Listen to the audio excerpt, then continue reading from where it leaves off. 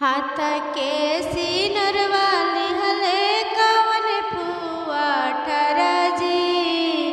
हाथ के सिनरवा लिहले कवन फुआ ठरजी। घुंघुटा उठावा बेटी सिंदूरा बढ़ाई जी। घुंघुटा उठावा बेटी सिंदूरा बढ़ाई जी।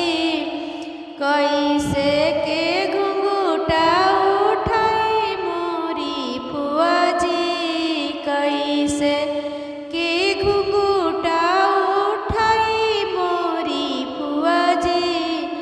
मड़वे में बैठल बाड़े ससुर हमारे जी। मड़वे में बैठल बाड़े ससुर हमारे जी।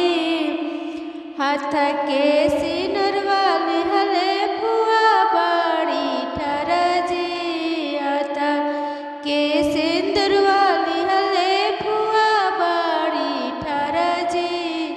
घुंघुटा उठावा बेटी सिंदूरा बढ़ाई जी।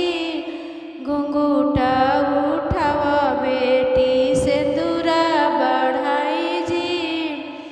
कैसे के घुंघुटा उठाई मोरी फुआ जी। कैसे के घुंघुटा उठाई मोरी फुआ जी। मड़वे में बैठल बाड़े भसुर हमारा जी। मड़वे में बैठल बाड़े भसुर हमारे जी। हाथ के सिनरवा लिहले कवन फुआ ठरी जी। हाथ के सिनरवा लिहले अपन फुआ ठरी जी। घुंघुटा उठावा बेटी सिंदूरा बढ़ाई जी। घुंघुटा उठावा बेटी सिंदूरा बढ़ाई जी। कैसे के घुंघुटा उठाई मोरी फुआ जी।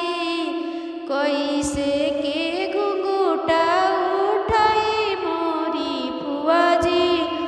ससुरे के मड़वे में बैठल बाड़े ससुरे के लोग जी। मड़वे में बैठल बाड़े ससुरे के लोग जी। हाथ के सिनरवा लिहले फुआ बड़ी ठरजी। हाथ के सिनरवा लिहले फुआ बड़ी ठरजी। घुंघुटा उठावा बेटी सिंदूरा बढ़ाई जी। घुंघुटा उठावा बेटी सिंदूरा बढ़ाई जी। हमारा गीत कैसा लगा कमेंट बॉक्स में ज़रूर बताना।